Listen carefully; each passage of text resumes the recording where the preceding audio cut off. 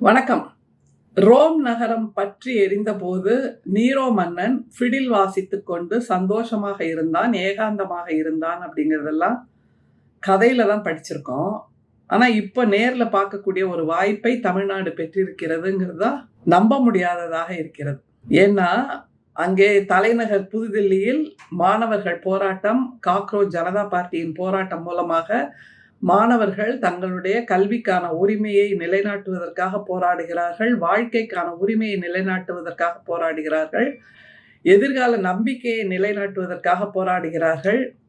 இங்கே நம்முடைய மாண்புமிகு முதல்வர் விஜய் அவர்கள், மாண்புமிகு ஜனநாயக காவலர் முதல்வர் விஜய் அவர்கள் ஜனநாயகன் படத்தை தன்னுடைய பரிவாரங்களோடு, அதிகாரிகள் அவர்களுடைய குடும்பங்கள் என்கின்ற பரிவாரங்களோடு போய் உட்கார்ந்து பார்த்து சந்தோஷப்பட்டிருக்கிறார். ஜனநாயகன் என்று பெயர்தான் இருக்கிறதை தவிர உண்மையில் அவர் ஜனநாயகனா என்கின்ற ஒரு கேள்வியையும் பொதுமக்கள் கேட்க ஆரம்பித்திருக்கிறார்கள்.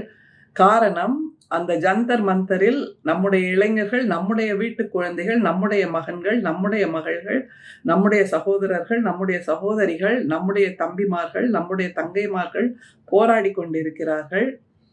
ஆனால் இங்கே இவர் ஒரு அறிக்கையை வெளியிட்டு இருக்கிறார். அதாவது பல்லுபடாத மாதிரி ஒரு அறிக்கை. அதுல எங்கேயுமே பிஜேபி என்கின்ற பெயர் இல்லை, அவர்கள் செய்கின்ற அட்டூழியத்தை பற்றிய எந்த விதமான காட்டமான குறிப்பும் இல்லை.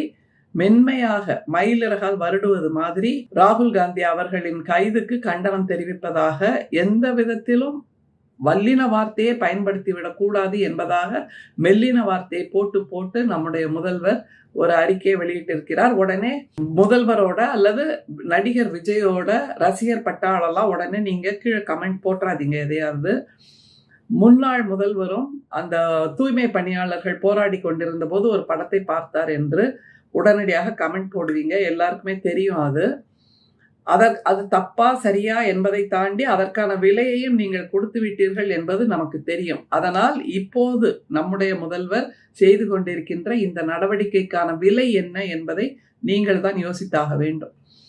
ஏன்னா இப்படியாக இந்தியாவின் தலையெழுத்தையே நிர்ணயிக்கக்கூடிய ஒரு மிகப்பெரிய போராட்டமாக நடந்து கொண்டிருக்கிறது. தெனாலிக்கு எல்லாம் பயம்தான்.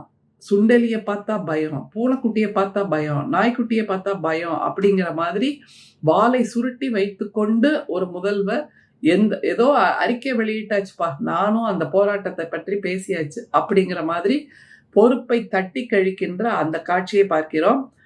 பரப்புரையின் போது அவர் என்ன சொன்னார்? ஒரு அனிதா மரணம் அடைந்த போது என்னுடைய சொந்த தங்கையை மரணத்தின் போது நான் உணர்ந்த வலியை உணர்ந்தேன் அப்படின்னாரு.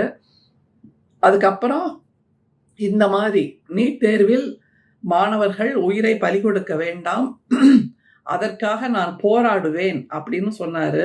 ஆனா இப்போ அங்கே எத்தனையோ இளைஞர்கள் மீது தடியடி பிரயோகம் நடத்துகிறார்கள், கல்லெறிகிறார்கள், லத்தியில் ஆணியை குத்தி வைத்துக் கொண்டு அதன் மூலமாக இளைஞர்களின், நம் வீட்டு குழந்தைகளின் மண்டையை உடைக்கிறார்கள். ரத்தம் வருவது, காயம்படுவது, கோமா நிலைக்கு செல்வது என்பதாக பல படிமங்களில், பல படிநிலைகளில் நம்முடைய இளைஞர்கள் துன்பப்பட்டு கொண்டிருக்கிறார்கள்.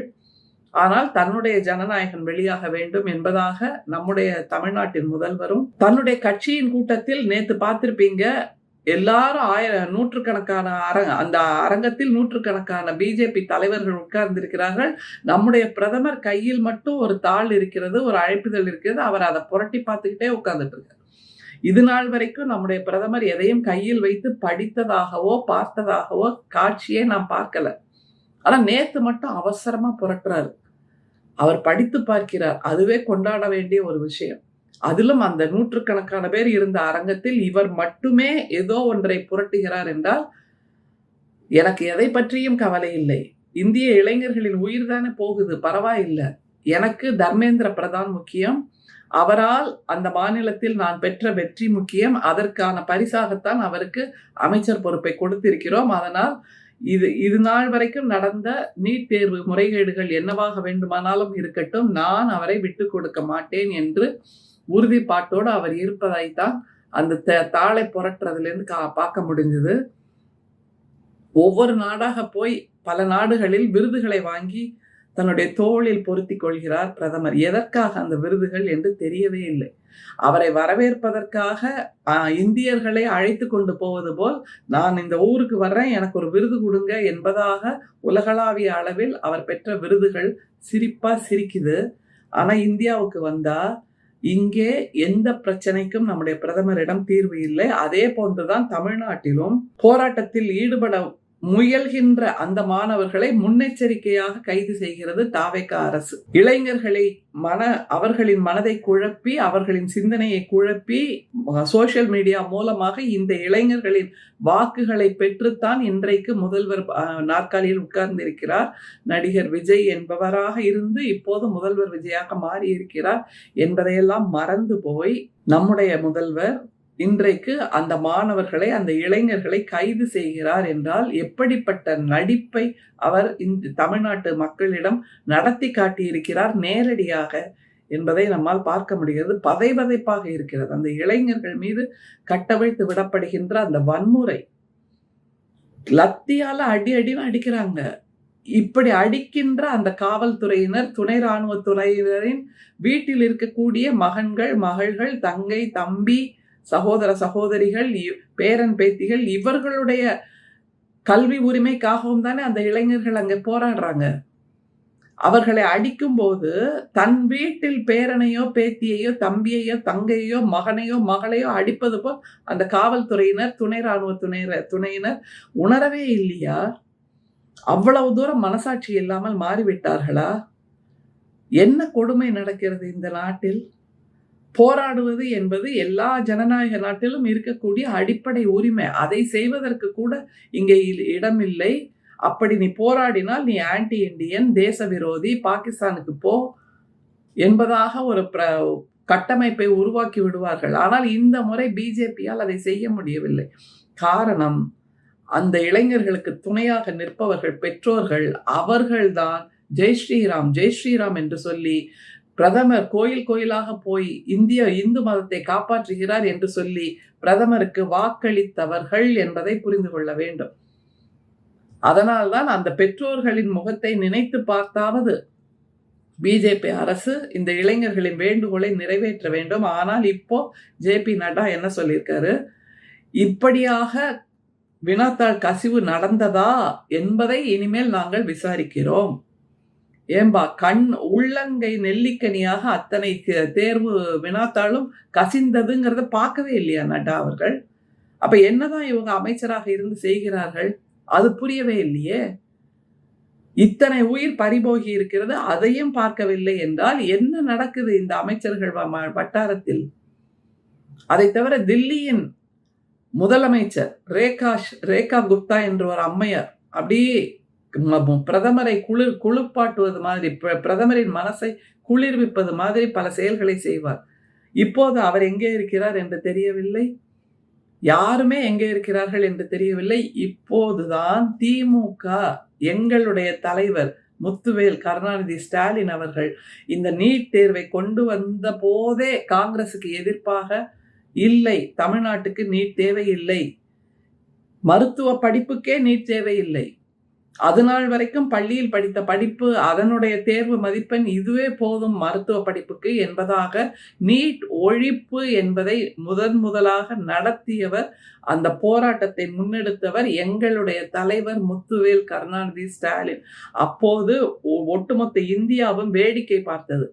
தமிழ்நாட்டில் என்ன புதுசா ஒரு குரல் கேட்குது, இது என்ன வித்தியாசமான ஒரு குரலாக இருக்கிறது, எங்களுக்கும் அதுக்கு சம்பந்தம் இல்லை என்பதாக அவர்கள் தோளை குலுக்கினார்கள். இப்போது தன் வீட்டு குழந்தைகளுக்கு ஒரு பாதிப்பு வந்த பின்புதான் இந்த நீட் தேர்வின் பிரச்சனைகள், அதனுடைய வீரியம் என்னவாக இருக்கும், இது எப்படி எளிய இந்திய மக்களின் கல்வி கனவுகளை காவு வாங்கும் என்பதை இந்த பெற்றோர்களால் உணர முடிகிறது, இந்த இளைஞர்களாலும் உணர முடிகிறது, இந்த கல்லூரி மாணவர்களாலும் உணர முடிகிறது. ஆனால் இதையெல்லாம் முன்கூட்டியே உணர்ந்தது தமிழ்நாட்டின் திராவிட முன்னேற்ற கழகம், எங்களுடைய தலைவர் முத்துவேல் கருணாநிதி ஸ்டாலின் அவர்கள்தான். அவருடையது ஒற்றை குரலாக ஒலித்தது. இந்தியா முழுக்க எல்லோரும் வாய்மூடி மௌனியாக இருந்தபோது, நீட் தேர்வு தானே, நாங்கள் எழுதிடுறோம், அதுக்காக கோச்சிங் போவோம், அல்லது கொஸ்டின் பேப்பரை விலை கொடுத்து வாங்குவோம், நாங்கள் அதற்காக எப்படி வேண்டுமானாலும் தயார் செய்து தேர்வை எழுதி பாஸ் பண்ணி உள்ளே போயிடுவோம் என்பதாக மிகவும் எளிமையாக அல்லது அசால்ட்டாகன்னு ஒரு வார்த்தையை சொல்லுவாங்கல்ல, அப்படி நினைத்த அவர்கள் இன்றைக்கு புரிந்து கொண்டிருக்கிறார்கள். நீட் தேர்வு என்பது காலை சுற்றிய பாம்பு, கழுத்தை சுற்றிய பாம்பு, இது கொத்தாமல் விடாது என்பதை யோசிச்சு பாருங்க. இப்படியான முன்கூட்டியே யோசிக்கின்ற திறமை எங்களுடைய தலைவருக்கு மட்டும்தான் இருக்கிறது. அதற்காக அந்த கொள்கைக்காக உறுதிப்பாட்டோடு நிற்கின்ற துணிச்சலும் எங்களுடைய தலைவருக்கு மட்டும்தான் இருக்கிறது. எத்தனை இளைஞர்களின் கையெழுத்தை பெற்று நீட் தேர்வு ஒழிப்பு என்கின்ற ஒற்றை முழக்கத்தோடு அன்றைய துணை முதலமைச்சர், இன்றைய எதிர்க்கட்சி தலைவர் உதயநிதி ஸ்டாலின் அவர்கள் அந்த போராட்டத்தை முன்னெடுத்தார் என்பது நமக்கு நன்றாக தெரியும். அதையும் ஒன்றிய அரசு வாங்கி குப்பை தொட்டியில் போட்டு அல்லது தன்னுடைய நாற்காலியில் போட்டு அதன் மேல் ஏறி அமர்ந்திருக்கிறதை தவிர அதற்கான பதிலை இதுவரைக்கும் கொடுக்கவில்லை. இப்போது நட்டா அவர்கள் சொல்கிறார்கள், இது இவ்வளவு மோசமான பிரச்சனை என்று எங்களுக்கு தெரியவில்லை, இதை பற்றி நாங்கள் நாடாளுமன்றத்தில் விவாதிப்போம் அப்படின்னு. இவ்வளவு நீண்ட நாட்களாக இந்த இளைஞர்கள் போராடிய போது அவர் வாயை திறக்கவில்லை, அதை பற்றிய கொஞ்சம் கூட அக்கறை காட்டவில்லை. இப்போது அதை பற்றி விவாதிப்பார்களாம். விவாதிச்சு அதற்கப்புறம் ஒரு தீர்வை எட்டுவதற்குள் எத்தனை இளைஞர்கள் அங்கே துன்புறுத்தப்பட போகிறார்கள். இதற்கெல்லாம் நேரம் இருக்கிறதா?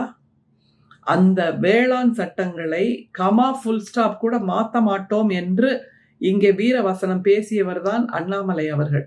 ஆனால் அந்த வேளாண்மையாளர்கள் போராட்டத்தின் மூலமாக கமா ஃபுல் ஸ்டாப் மட்டுமல்ல, முற்ற முழுக்க வேளாண்மை சட்டத்தை வாபஸ் பெற்றது ஒன்றிய அரசு, மோடி அரசு. அதே மாதிரி இந்த நீட் தேர்வை முற்ற முழுக்க வாபஸ் பெற வேண்டும். வெறுமே கல்வி அமைச்சர் தர்மேந்திர பிரதான் அவர்களின் ராஜினாமா, அதை தவிர இந்த நீட் தேர்வால் உயிரிழந்த அந்த மாணவர்கள் குடும்பத்திற்கு 1 கோடி ரூபாய் நஷ்டஈடு என்பதோடு மட்டும் இது நிற்கக்கூடாது. முற்ற முழுக்க அந்தந்த மாநிலத்தின் கல்வி திட்டத்தின் மூலமாக பெறுகின்ற அந்த +2 மதிப்பெண்ணே நீட் தேர்வுக்கு போதும் என்பதான ஒரு மாற்றத்தை தான் நிச்சயமாக இந்திய மக்கள் எதிர்பார்க்கிறார்கள். தமிழ்நாட்டு மக்களே, இதை மட்டும் புரிந்து கொள்ளுங்கள். தாவேகா கட்சியினர், பிஜேபி கட்சியினர் 2 பேருமாக சேர்ந்து உங்களுடைய சிந்தனைகளை காவு வாங்கி கொண்டிருக்கிறார்கள். உங்கள் குடும்பம், உங்களுடைய குழந்தைகள், உங்களுடைய மகன் மகள் எல்லோருடைய கனவுகளையும் காவு வாங்கி கொண்டிருக்கிறார்கள். உங்களை காப்பாற்றுவதற்கான கொள்கை பிடிப்புள்ள ஒரே கட்சி திராவிட முன்னேற்ற கழகம் மட்டும்தான் என்பதை இனிமேலாவது நீங்கள் புரிந்து கொள்ள வேண்டும். இந்தியா இப்போது புரிந்து கொண்டிருக்கிறது. முத்துவேல் கருணாநிதி ஸ்டாலின் அவர்கள் மட்டும்தான் மக்களுக்கான ஒரே தலைவர் என்பதை இந்தியா புரிந்து கொண்டிருக்கிறது. இந்தியா தன்னுடைய கல்வி உரிமைக்காக போராடுகிறது. தமிழ்நாடு ஜனநாயகன் படத்தின் டிக்கெட்டுக்காக முண்டியடித்துக் கொண்டிருக்கிறது. நன்றி, வணக்கம்.